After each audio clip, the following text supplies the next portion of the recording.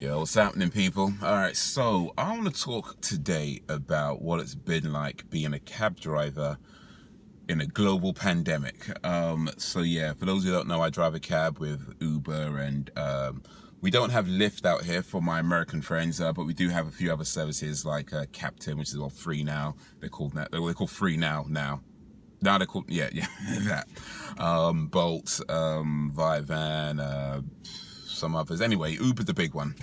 But yes, I've been a cab driver for about a year and 7, 8 months ish, give or take, so a little while. Been doing it for a while, and the main reason I do it is because it's flexible. It's super flexible. I can start, stop whenever I want, take a break whenever I want, take days off whenever I want, do as much or as little as I want whenever I want, and it's all good.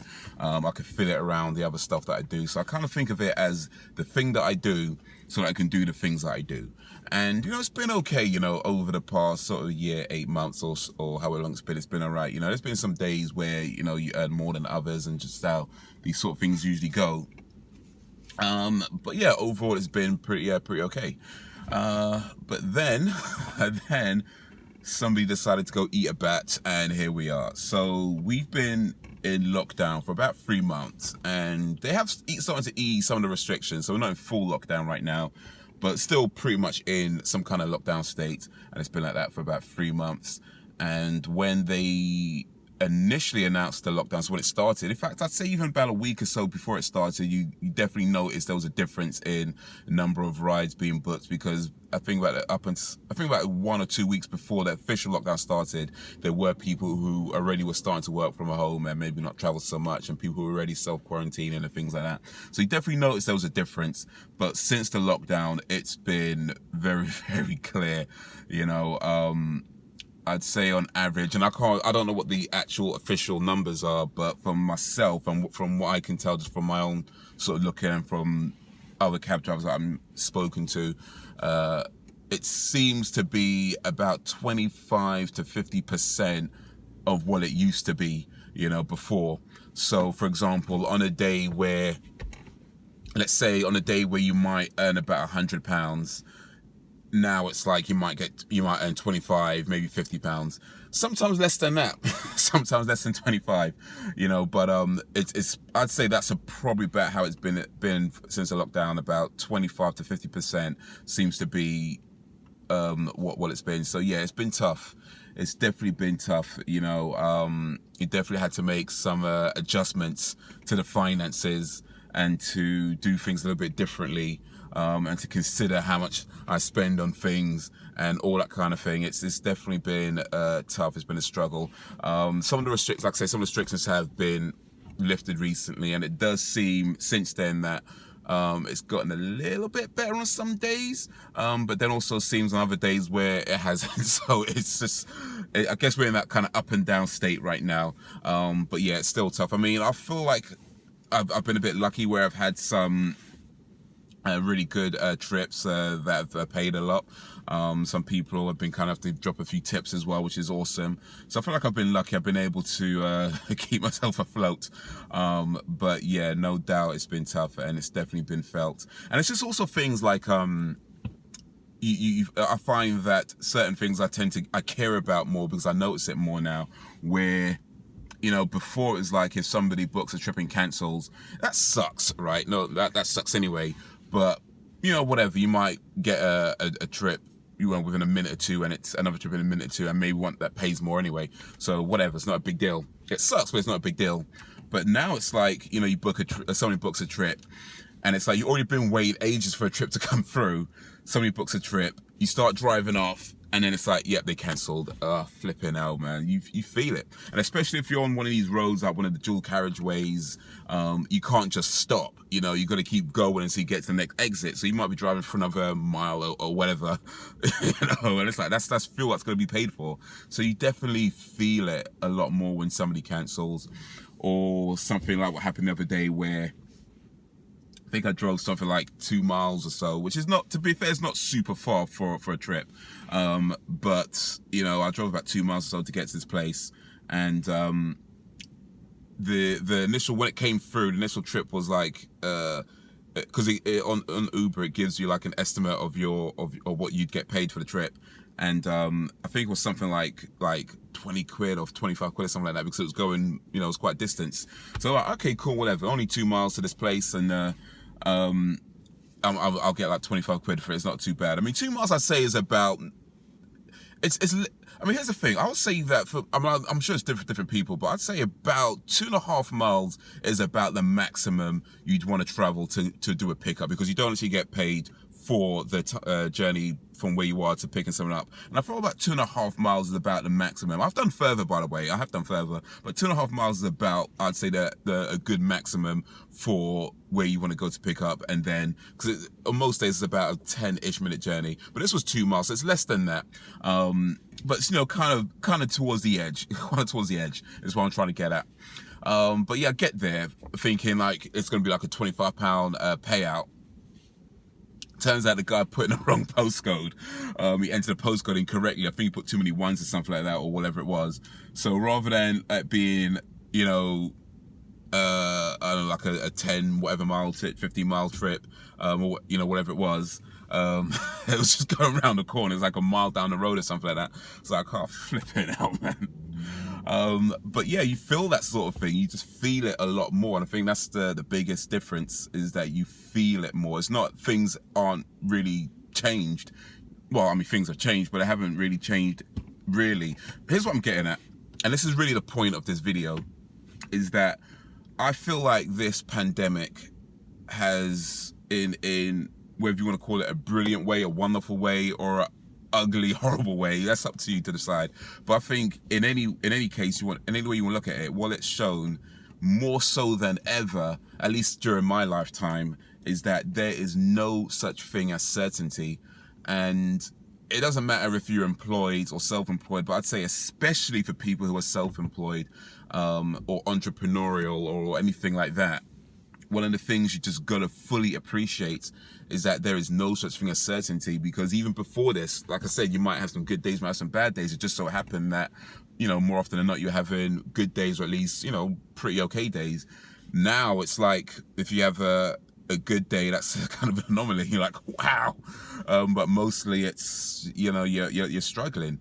But that's how it is, you know. There's just no such thing as certainty. There's no guarantees in this world, and I think this pandemic has shown that no matter what you do, everything could be taken away from you. All the plans you had, all the things you think, you know, you're gonna do, it could all just be taken away from you through no fault of your own, through nothing that you've done wrong or anything that you can even control. It's just, here we are, you know. So it sucks, but it's just something you got to deal with. But yeah, I think it's for me, at least in a way, it's just trying to understand why you do things and why you continue to do things. And also I'll say another thing as well in terms of changes. So before, even now, I suppose, really, I've always had an attitude of, you know, this Uber thing, this cab driver thing, the moment or the day, if the day ever comes where it's not really working out for me, you know, I can do something else.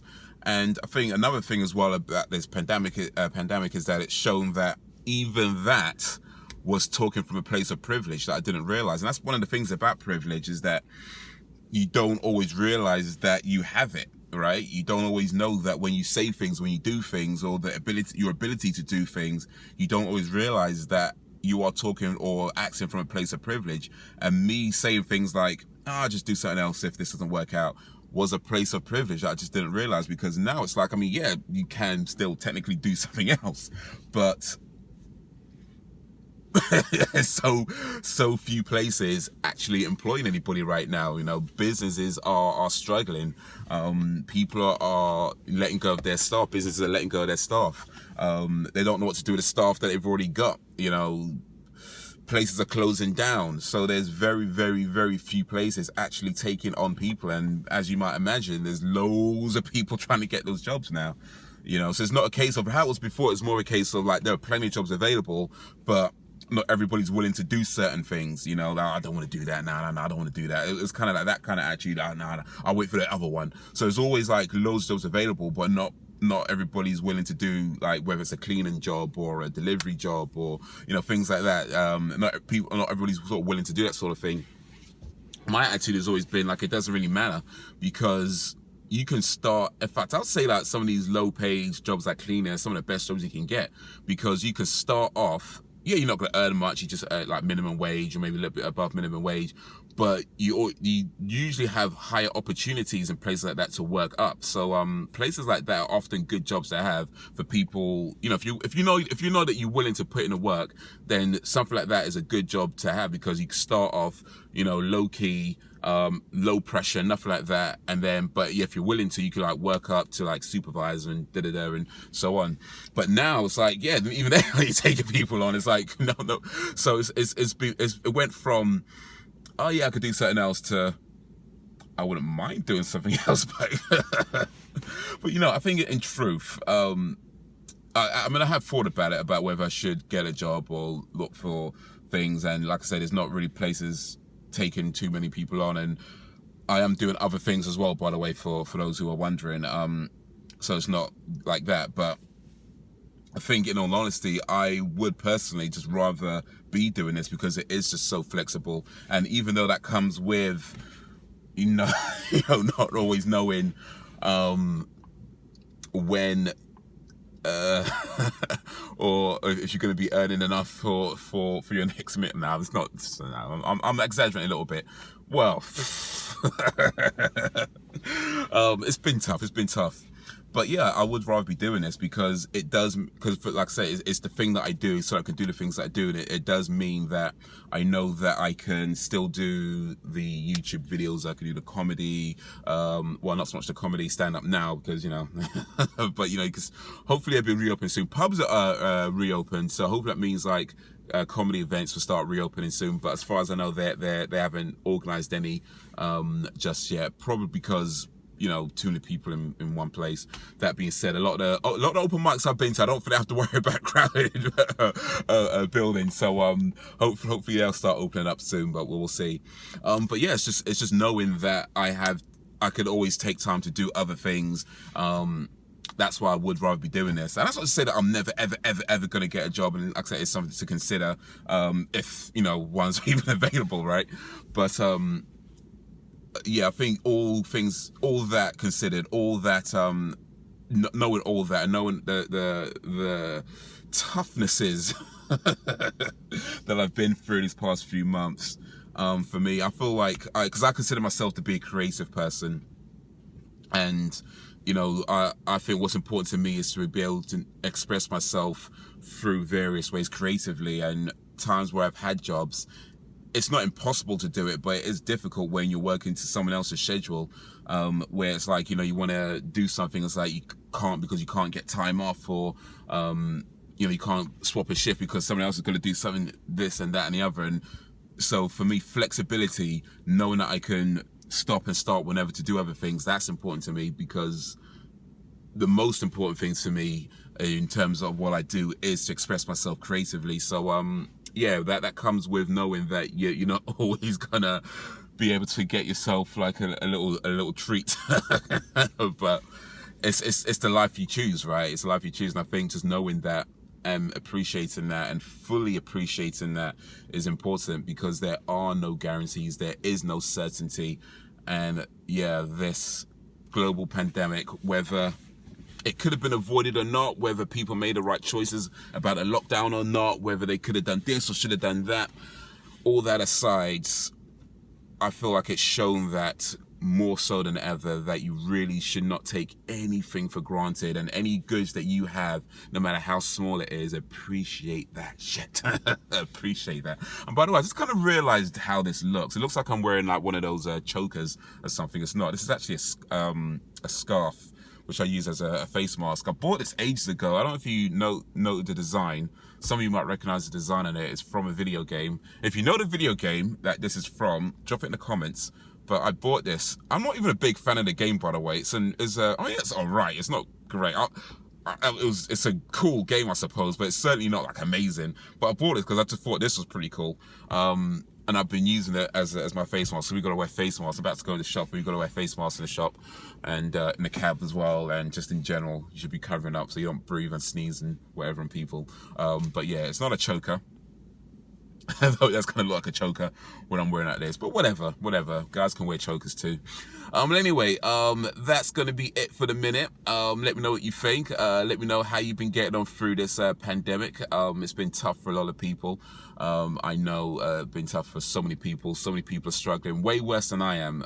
So yeah, gotta be grateful that it could have been worse, and it could have been so much worse. But yeah, that's gonna be all for now. So guys, if you like the video, like, comment, share, all that, subscribe, and until whenever, if ever, peace out, y'all.